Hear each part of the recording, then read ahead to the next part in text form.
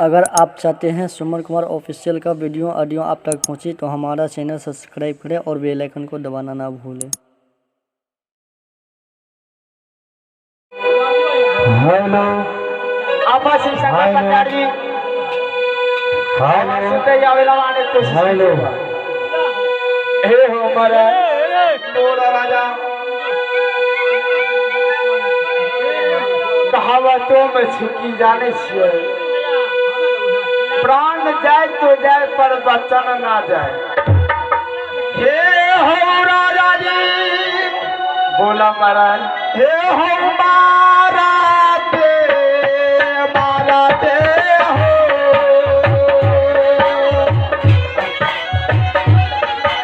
हे हो पीठिया बुखार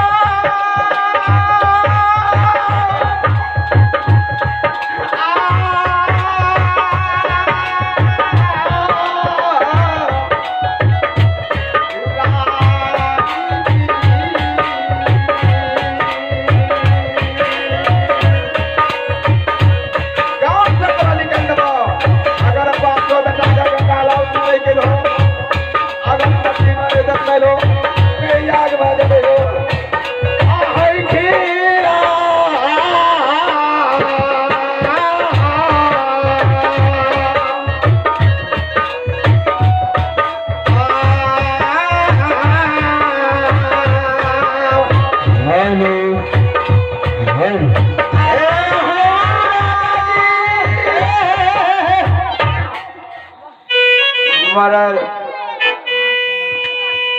तोरा हमें बेरा जे करे के था हमरा साथ क्या ले हे हो राजा सुनो मगर हम बेटा के ने आग में जलेबा ने मिट्टी में रखने वाले गंगा लाल करवा हे हो आग पानी अथवितपुर में धाट दवा हमरे ना मरल छिया मारो हिल्लौआ किया? बावन धोब कमार ढाई के दबा अरे राज से बड़ा हमें निकाल दबा अरे जालाती का भागी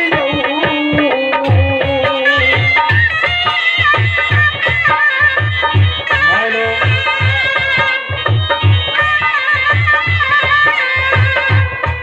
मेरे भाई उड़ेला छोड़ी तो उड़ हे सना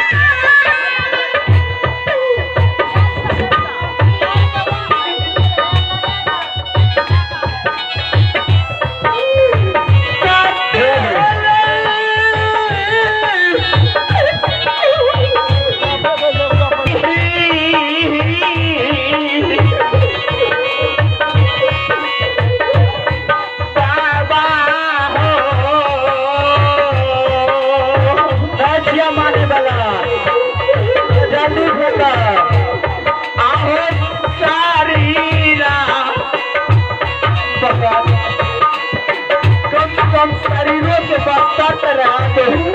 कुछ नहीं रहा के बाद कुछ नहीं महाराज कम से कम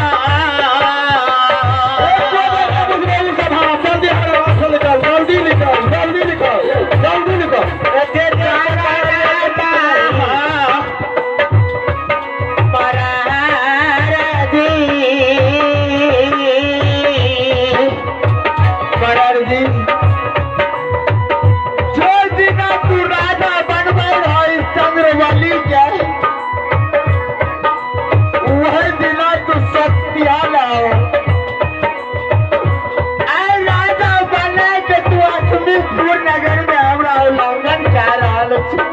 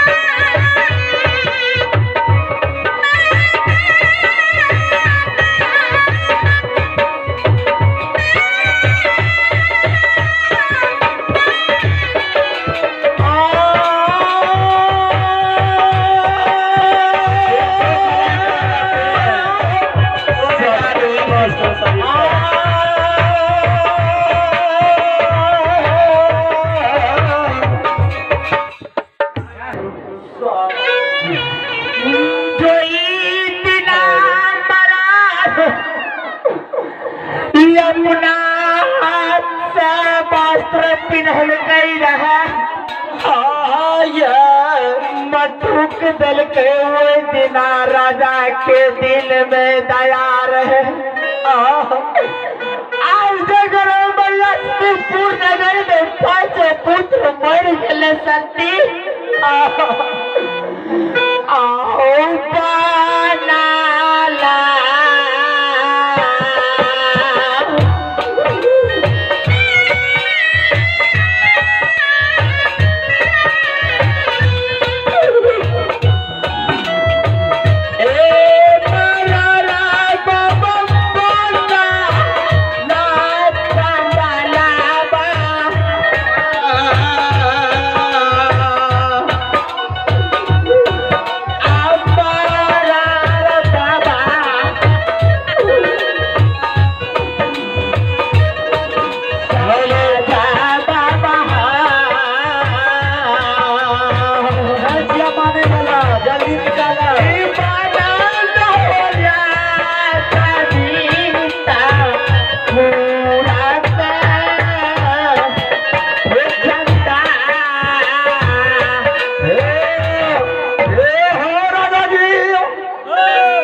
बाबा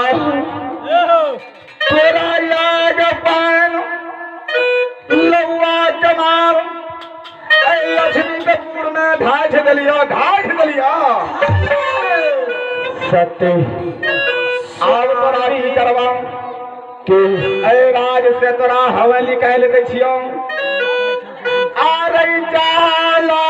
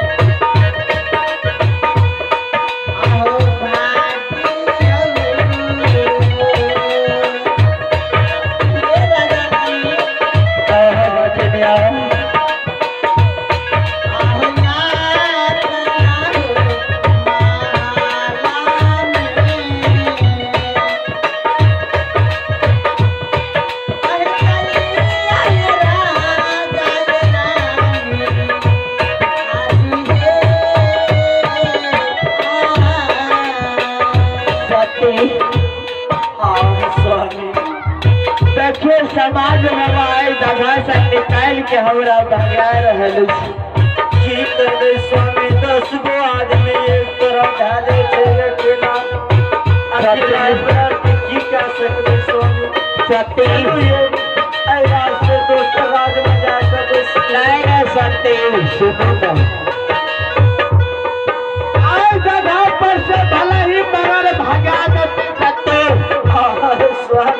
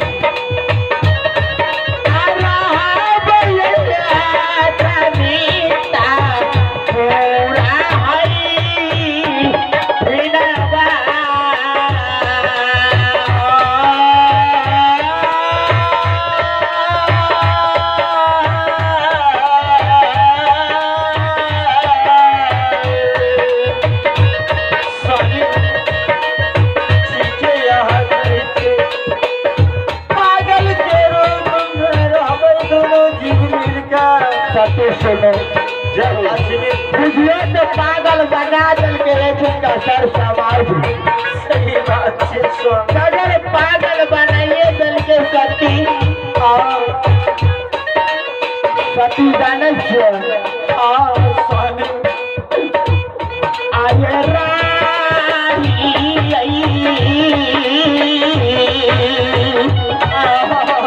भगवान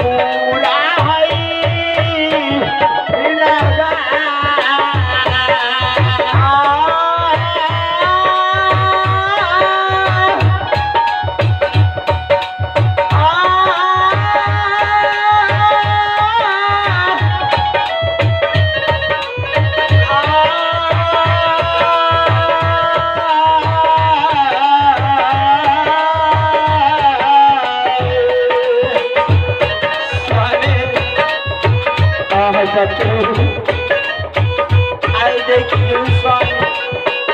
समाज बाबा ढाई ढल के याद पान स्वामी सत्य ऐसा कुछ तो जाने छी लेकिन पेट तो नहीं माने छी सत्य स्वामी हाँ सत्य आई अचमितपुर नगर में खोलने देते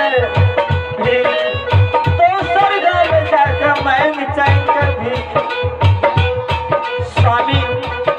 गुजर कर दे 12 साल आये मांगिए हरी जगत के सत्य हाँ सुनो सत्य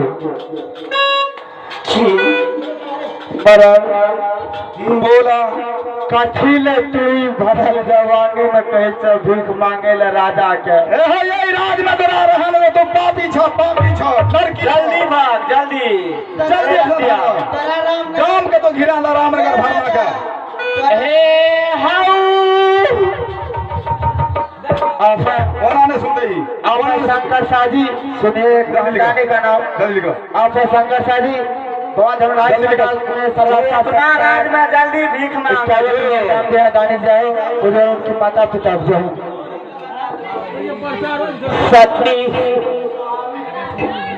महाराज क्या है सती स्वामी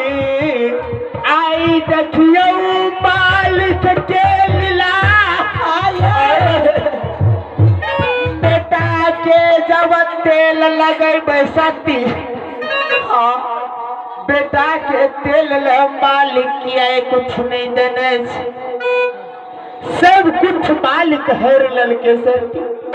सहीनी मालिक दल कई ओही सब चीज ढन मना गेल स्वामी आये मांगा लो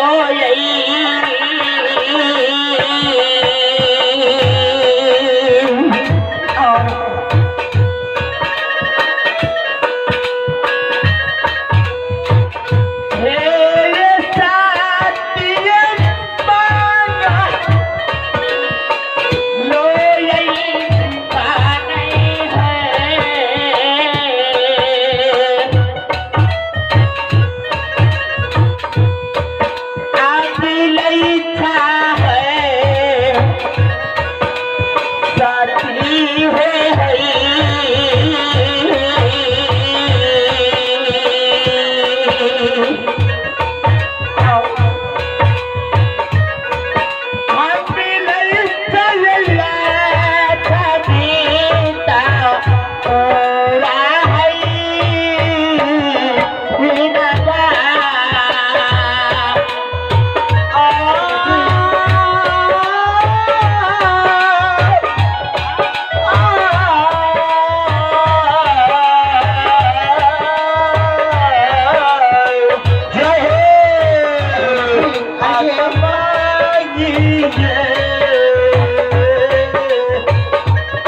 तो हमारे